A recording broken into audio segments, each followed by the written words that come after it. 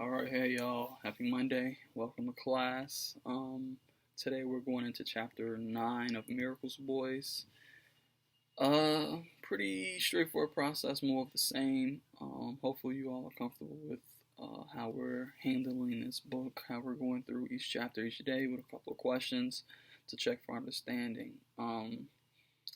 Today for chapter 9, you do have the YouTube link to listen to that you can follow along with.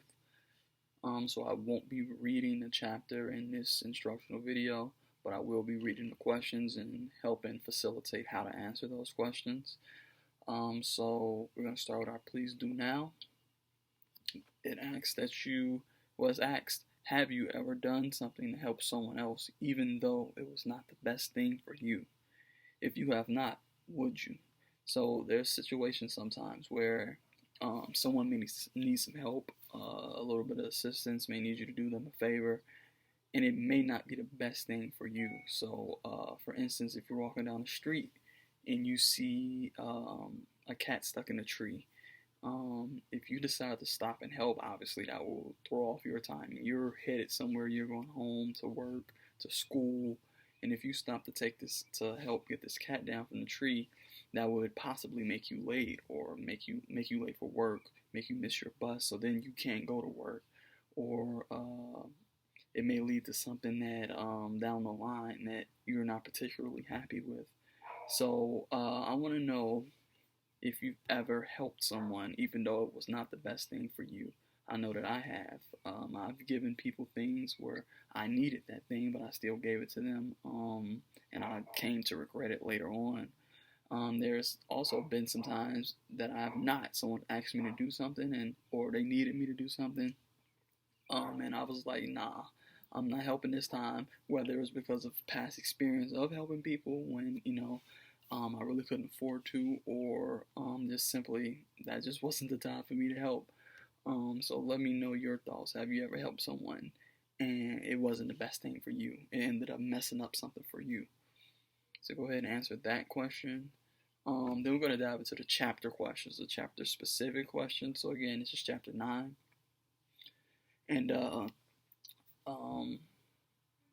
the first question asks, what event is the flashback at the beginning of the chapter about? What event? So what happened during this flashback? What was going on? This is a major event as far as the story is concerned. It keeps popping up, and now it's finally being brought to light in the center stage and presented to us as readers. What's happening at the beginning of this chapter? What's that flashback about? What's going on? Who's involved? What happened to them? What did they do?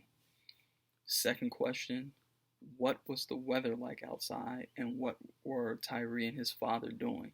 So that kind of helps answer the first question, right? Who was involved? Who was there?